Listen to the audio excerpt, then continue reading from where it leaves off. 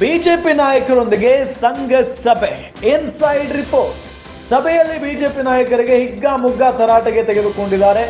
ಆಂತರಿಕ ಕಚ್ಚಾಟದಲ್ಲಿ ತೊಡಗಿದ್ದ ನಾಯಕರಿಗೆ ಸಂಘ ಡ್ರಿಲ್ ಮಾಡಿದೆ. ಸಭೆ ಆರಂಭದಲ್ಲಿ ಕ್ಲಾಸ್ ತೆಗೆದುಕೊಂಡಿದ್ದಾರೆ, ನಂತರ ಒಗ್ಗಟ್ಟಿನ ಲೆಸನ್ ಮಾಡಿದ್ದಾರೆ.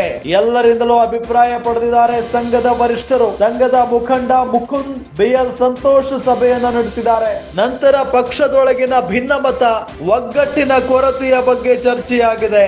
ನಂತರ ಪಕ್ಷದ ನಾಯಕರು ಎಲ್ಲರನ್ನೂ ಒಟ್ಟಿಗೆ ಕರೆದೊಯ್ತಾ ಇಲ್ಲ. ಬಹಿರಂಗ ಹೇಳಿಕೆ, ಬಣಗಳ ಪ್ರತ್ಯೇಕ ಸಭೆಯಿಂದ ಡ್ಯಾಮೇಜ್ ಆಗ್ತಾ ಇದೆ. ಏನೇ ವಿರೋಧ ಪಕ್ಷದ ವೇದಿಕೆಯಲ್ಲಿ ಚರ್ಚಿಸಲು ತಾಕೀತು ಮಾಡಿದ್ದಾರೆ.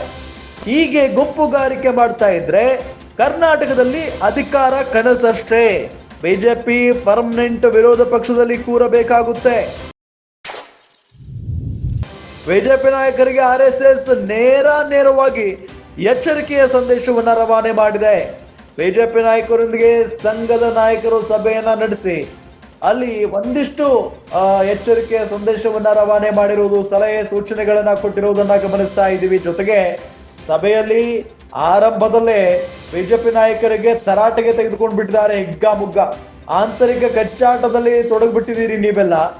ಮುಂದೆ ಇದೇ ರೀತಿಯಾಗಿ ಗಲಾಟೆ ಘರ್ಷಣೆ ಮಾಡ್ಕೊಂಡಿದ್ರೆ ಒಳಗೊಳಗೆ ಕರ್ನಾಟಕದಲ್ಲಿ ಮತ್ತೆ ಅಧಿಕಾರದ ಚುಕ್ಕಾಣಿ ಹಿಡಿಯೋದು ನಾವು ಕನಸಿನ ಮಾತಾಗುತ್ತೆ. ನಾವು ವಿರೋಧ ಪಕ್ಷದಲ್ಲೇ ಕಂಟಿನ್ಯೂ ಆಗ್ಬೇಕಾಗುತ್ತೆ.